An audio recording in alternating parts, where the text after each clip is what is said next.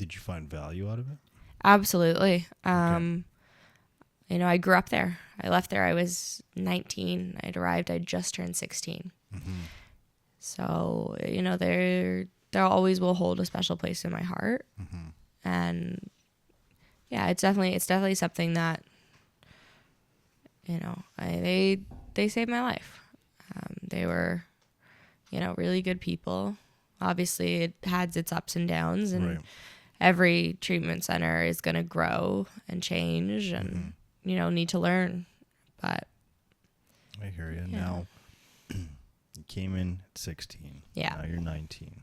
COVID's done. You're on your way back. Mm-hmm. What's going through your head? I'm freaking out because I had made a home there. Right. I had found my spot. Safety. It was my safety net. It was my bubble. And that was really when I experienced my first like pink cloud, where, you know, I'm out in the real world. I'm doing great. I remember just like, everything's good. Everything's great. You know, we're good. Like everything's fixed. I got back and very quickly I started to unravel because I wasn't ready to leave. But at the same time, I had been institutionalized at that point. Yeah. I'd been there so long that I didn't know what life outside looked like. And yeah, and I had just forgotten how to live. And I was also an adult suddenly. I could make my own decisions. I could do my own things. And I didn't have that slow progression. It was all of a sudden like that. I'm an adult. Right. It was scary. And I wanted to go back. I didn't want to leave my home because that had been home for so long. So I came back and quickly unraveled, unconsciously knowing that just to go back there. Okay. I, you know, picked up weed and alcohol again. How quickly after? About a month after I came home. Okay. I had picked it up, and maybe a month and a half. Okay. And what pushed you to sort of get back to weed and alcohol so quickly? It started with like getting messy with some romantic relationships, which I definitely wasn't ready to be dating at that time at all. And yeah, it took not very much to push me over that edge of, okay. And I'd been in like 12-step fellowship already at that point. I was going, you know, more for the community. Right. I wasn't really going for the addiction stuff. Right. I'd been to meetings in, you know, in treatment. Right. But yeah. Now, did it progress from weed and alcohol to other things? Yes. And So, what did that look like? And if you don't mind saying, what was it? yeah, no problem. Yeah. So I went looking for cocaine. I started getting on Tinder. Let's get effed up and F each other. And I went searching for it. Right. Somebody had said to me, you know, oh, if I had relapsed on weed and alcohol, I would, you know, kill myself. And I was like, okay, guess I need to be more of an addict. I guess I need to be better at this. Everything to me was a competition. Right. Everything was, you got to be the best or the worst. You can't be anywhere in the middle. Right. So I just continued to spiral and spiral. I picked up cocaine. I started using middle of December of 22. And I didn't put it down for 2 months Okay. from the very first use. I had nosebleeds every single day. I was just, my face was falling apart completely. I was falling apart. I was with a boyfriend at the time who was supplying the cocaine, who was definitely not a healthy person. And just, yeah, very, very unhealthy. How did the cocaine make you feel when you first did it? Why'd you keep going back to it? I didn't care. Again, it was that ambivalence that came back in. It was like I knew before I even picked it up, I was going to get addicted to that stuff. Yeah. I had done enough work on myself. I had enough self-awareness that I knew that if I picked this up, I wasn't going to put it down. And I didn't want to put it down, even before I first used. I just wanted to feel okay. Mm-hmm. I just wanted and I love the feeling it gave me. Mm-hmm. That confidence was something that I never felt. And yeah, I was living at home at the time. I was using every single day, every single night. Right. People talk about benders and, I didn't sleep for 4 days. Mm-hmm. It's just, I just didn't stop. Okay. I couldn't. I couldn't go more than 15 to 30 minutes without a line. Okay. And I was, my nose, it fell apart within 2 months of using, not even. And then I was like, okay, I don't like this boyfriend, but I need cocaine. So I'm back to the sex industry. Mm-hmm. This time it was, how many people can I fit into a day? How much money can I make? How much this can I do? How can I really get the most cocaine possible with my time? Right. That's what it was. It was, yeah.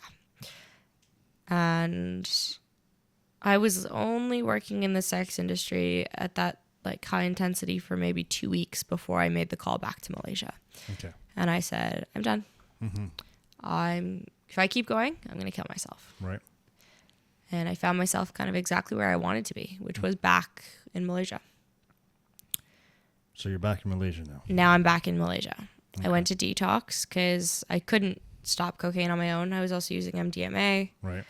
And there was there wasn't any really physical things, but the mental obsession, I just couldn't take it. I needed to be somewhere safe. So, I went to detox, was back on a plane within a few days, back off to Malaysia. And how long did you stay in Malaysia this time? 10 months. 10 months. And now they're battling both things, the addiction and the mental health side. Yes. Okay. And there's the continued trauma of the sex industry. Right. People think 2 weeks is not a long time, but when you're working in the sex industry, it's an eternity. Yeah. Feels like a long time, right? Yeah. Mm-hmm. Now, 10 months, sober, back in the place where you felt safe. And then did you make your way back to Toronto after that 10 months? No. So I went through, my BPD went, we're back. There's no more drugs that are stopping me from acting like this. So I can just continue to spiral and spiral. So I went on a roller coaster ride. When I was in treatment, I ran away, hopped a fence, got on a motorbike on a random Malaysian highway, and off I went. Unfortunately, they found me. And, it was the 10 months that I was there. I didn't find my feet. Mm-hmm. It was so new, so many new people, because I'd been away for like 4 or 5 months at that point. People have changed, things have changed, and I'm like, this is scary. Didn't feel like home anymore. No. Okay. And it got to the point where I just kept escalating and escalating with the self-harm, with the suicide attempts, with all that Right. kind of stuff. And they said, we can't help you anymore. Mm-hmm. Your mom's out of money, and we can't help you anymore. Right. And so they sent me to a place in another country. Okay. That place ended up being a troubled teen industry center. So I was forced into different religions of mine, forced to attend church, read the Bible, lots of different stuff that I wasn't comfortable with. Manual labor was a big part of it. Wow. Big part of it. And just things just really were not going to get too much into it, but it just was a very abusive environment. I hear you. And how long were you in that environment for? I was there for 5 months. Okay. And was that the treatment length, or did you just have enough after 5 months? So they keep you as long as they possibly can, and there's a lot of brainwashing that goes into the calls with your family. Things like every single word you say is written down and then underlined if you say, we work a lot. And when so everything is very conditioned so that your family is very happy with you there. Got you. I managed to get out. It was a very complicated process and not exactly a safe one, but I managed to get out. Okay. And now you're back home. I am back. I've been back for almost a year. Okay. And yeah, within a week of coming back, I was on drugs. Within 2 weeks, I was back in the industry. Okay. I found coke. I found MDMA. I continued to develop into ketamine and 2CB or pink cocaine, whatever you call it. Adderall, Xanax, weed and alcohol, of course. It just expanded tenfold. Yeah, and I had an apartment paid for by one of my clients in the sex industry. He took care of everything, including the cost of my drugs.